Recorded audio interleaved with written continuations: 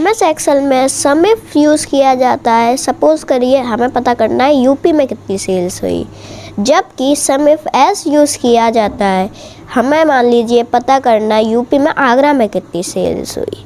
ये सब मैं आपको एक्सेल में करके दिखाता हूँ। तो लेट्स स्टार्ट द वीडियो।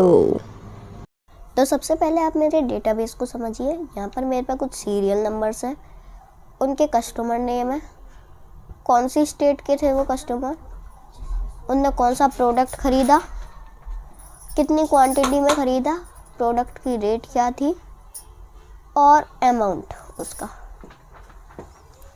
तो सबसे पहले यहाँ पर मैंने सीरियल नंबर नहीं डाल रखे क्योंकि मेरे को आपको एक चीज़ बतानी थी। अगर हम यहाँ पर डालें 1 और 2 तो MS एक्सेल को पता चल गया कि हमें काउंटिंग करनी है। तो हम इन दोनों को करेंगे सिलेक्ट और ये देखिए ये बटन आ रहा है, यहाँ पर कॉर्नर में एक बटन आ रहा है, उस पर जाएंगे सो ही हमारा ब्लैक कलर का प्लस बन जाएगा। उस पर लेफ़्ट क्लिक करके अगर हम नीचे ड्रैग करेंगे तो देखो नीचे काउंटिंग के नंबर्स आ गए, नीचे भी आ गया यहाँ पर एक, इसे मैं हटा देता हूँ। तो ये देखो 10 तक नंबर आ गए। अगर हम यहाँ पर ओनली 1 से करते तो क्या होता, उसे लगता हमें 1 चाहिए। अगर अब हम इसे ड्रैग करें तो ये देखो तो ओनली 1 आ रहा है। अब इधर हमें निकालना है अमाउंट। अमाउंट के लिए हमें क्या फॉर्मूला लगाना पड़ेगा, क्वांटिटी मल्टीप्लाई हो जाए रेट से। तो फॉर्मूले के लिए हम लगाएंगे इज इक्वल्स टू और फिर क्वांटिटी का सेल सेलेक्ट करेंगे इनटू रेट सेलेक्ट करेंगे, एंटर। ये अमाउंट आ गया। अब इस फॉर्मूले को हमें नीचे ड्रैग करना, बार बार थोड़ी लगाएंगे। तो इस फॉर्मूले को भी ड्रैग बटन पे जाकर पूरा नीचे तक ड्रैग कर देना है। अब ये इसके सामने का लेगा, इसके सामने का लेगा, इसके सामने का ये लेगा। अब प्रोडक्ट, अब हमें यहाँ पर कुछ कंडीशंस देखते हैं। देखो हम चाहते हैं हम यहाँ पर जो भी प्रोडक्ट डालें उसका यहाँ पर अमाउंट आ जाए। यहाँ पर मैं मान लीजिए डालता हूँ इज इक्वल्स टू लगा के डालना है। हम मान लीजिए ये लेते हैं कीबोर्ड, ठीक है।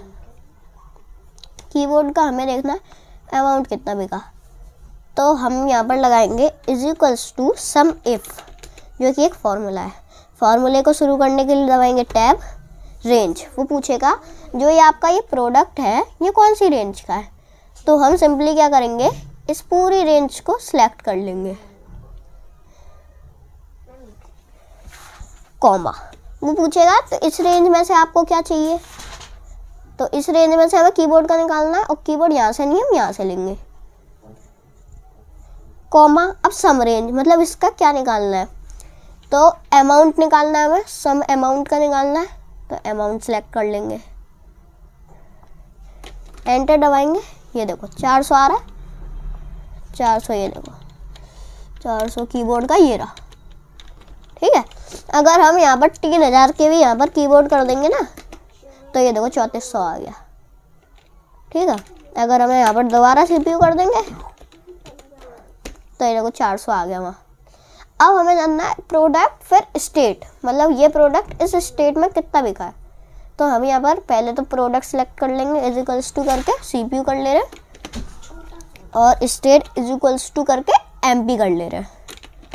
हम इसे इसलिए ऐसे कर रहे हैं क्योंकि अगर बाई चांस यहाँ पर MP चेंज हुआ तो यहाँ पर भी हो जाएगा, इसलिए हम इसे इज इक्वल्स टू करके कर रहे हैं, मैनुअली टाइप नहीं कर रहे हैं। यहाँ पर हम अमाउंट देंगे, अमाउंट क्या लगाएंगे हम, is equals to sum f s, क्योंकि ज़्यादा कंडीशन है। यहाँ पर एक कंडीशन थी, हमने सम इफ लगाया था, एस लगता है, सम इफ एस लगता है ज़्यादा कंडीशंस के लिए, क्योंकि 2 कंडीशन है। तो सम इफ एस लगाया, ये टैप किया, सम रेंज पूछता है, इसमें सबसे पहले पूछता है सम रेंज। तो हमने ये ले ली सम रेंज, ये चाहिए हमें, कॉमा लगाया, क्राइटेरिया रेंज 1। तो पहले क्राइटेरिया की रेंज क्या है, पहले क्राइटेरिया है हमारा CPU की रेंज है ये, CPU की रेंज सेलेक्ट कर लिए पूरी लेफ्ट क्लिक से, कॉमा। पहला क्राइटेरिया क्या है, ये है, कॉमा। क्राइटेरिया रेंज 2 मतलब दूसरे क्राइटेरिया की रेंज क्या है, MP की रेंज कहाँ, ये रही। और इसमें से कौन सा क्राइटेरिया चाहिए हमें, MP, ये रहा, ठीक है।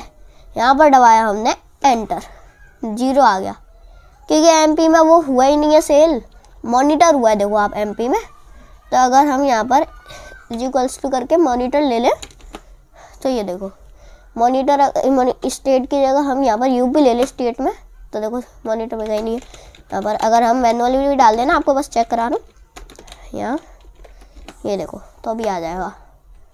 ठीक है, तो अभी के इस वाली वीडियो में हम इतना ही बता रहे हैं।